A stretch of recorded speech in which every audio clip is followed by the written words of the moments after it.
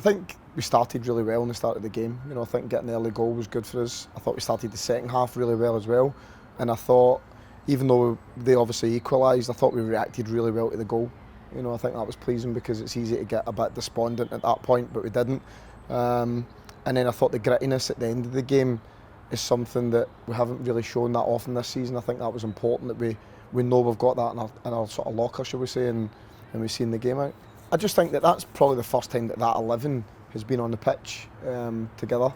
I think to beat a really good side at this level and to score 2 goals, could have scored more, get one cleared off the line. Had other opportunities in about the edge of the box. So I just felt it was a good, strong performance. And I think we can still get better, which is even more important. So when you talk about potential, it's then obviously that's you set your sort of stall, should we say, and then how can we grow and get better from there. It's Leeds United tomorrow night. What have you made to their start under Daniel Farke this season? I think they're starting to really find a rhythm just now. I think that obviously they had a lot of change on and off the pitch in the summer. They've managed to retain a lot of players that have been there for a number of years and also played in the Premier League, which is obviously beneficial. And I think they've made some really good signings as well. I think they've got a good blend between technicians and guys who are particularly quick and strong and powerful and athletic. And I think he's a really good coach as well. So yeah, listen, it's going to be a really tough game. I put them up there with the likes of Leicester. I think come the end of this season they'll be in the top 2 for me. I think we've got to have a starting point from the last game in terms of making sure we're well organised. We know how we're going to get the ball back. I think we need to be brave with the ball. You can't play against these teams without the ball for the whole game. And we need to make sure we carry a threat and obviously try and minimise what they do, go another way to sort of nullify their threat. So it's not going to be an easy game. I think everybody will sort of see that when they play Leeds this season. But going into the Sunderland game, we knew that was going to be a tough game as well, and we managed to come out the right side of that result. You mentioned after the game on Saturday how the fans have stuck with the team over the last few weeks. How important is it to have that understanding with the fans and the players to know that the team's gradually improving? Well, I think obviously results is one thing. We need to get more points on the board, and I think everybody's aware of that.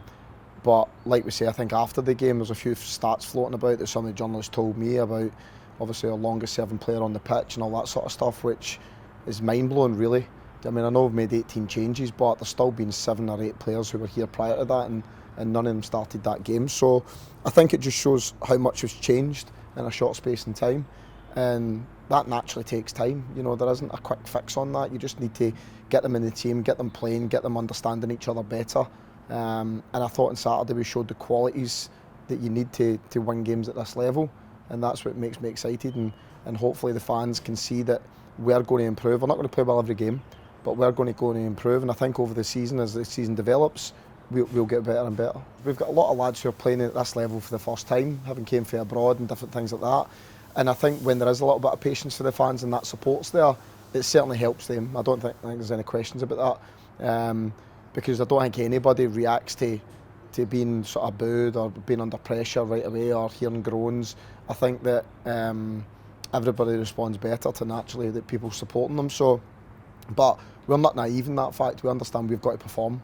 So I think hopefully we can try and perform in this game. We've got another really difficult game on Saturday, but I think the last win will certainly hopefully give us a bit of confidence and belief, especially when there's big crowds, whether it's a Saturday or whether it's midweek.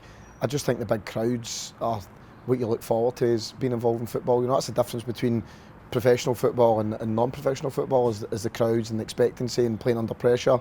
And I think that always brings out the best in sort of like proper professionals that are ready to go. So yeah, looking forward to the game.